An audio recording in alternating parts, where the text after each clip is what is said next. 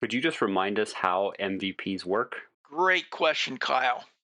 2023 is the first performance year that MIPS providers can choose to submit MVPs or MIPS Value Pathways. It's kind of a cross between specialty measure sets and eligible measure applicability measure sets, currently available in traditional MIPS.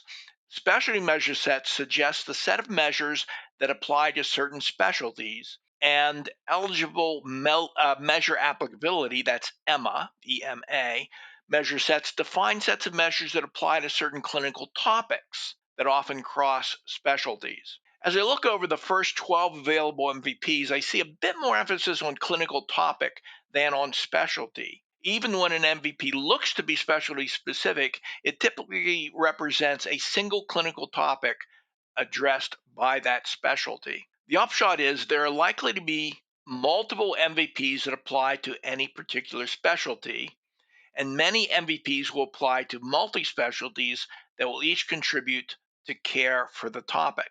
To submit an MVP, you'll need to register for it. Registration is expected to be open April 1st every year, and it is open now for 2023. And registration will close November 30th of that performance year. You can change your MVP selection anytime before the end of the registration period. The exception is if the MVP you choose includes the option of the CAP survey, and many of them do, not all of them, you have to register for the MVP with the CAP survey by June the 30th. Now, you can't add CAPs as a measure after June 30th, but you can still change your MVP selection whether or not it includes the CAP survey through the end of registration, November 30th. You can abandon caps in your MVP selection if you had previously selected it. When you register, you select your MVP. You list the provider NPIs you assign to the subgroup that takes credit for the MVP. You'll provide a common name for your subgroup. You'll select one of two population health measures that generally apply to all MVPs. You'll select any outcomes based administrative claims measures, if there are any, available to the MVP that you would like to include in your submission.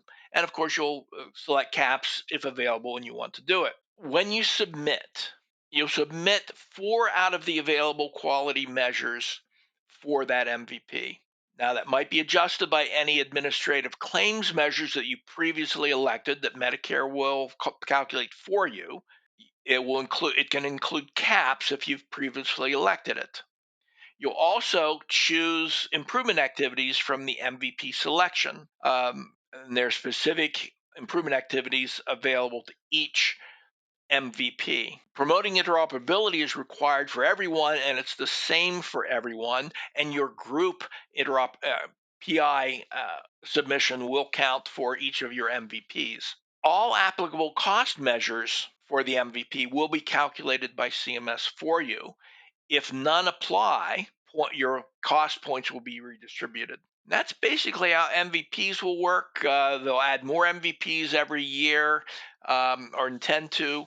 Uh, at the moment, the proposed sequence of events is that MVPs are completely elective and can be applied to your whole group um, uh, for the 2023, 2024, and 2025 performance years.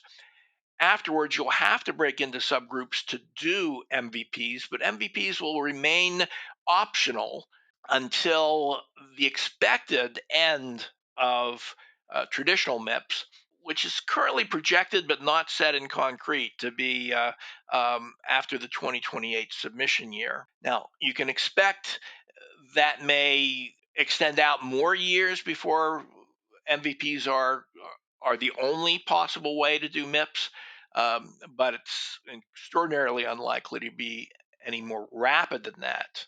That it will sunset traditional MIPS.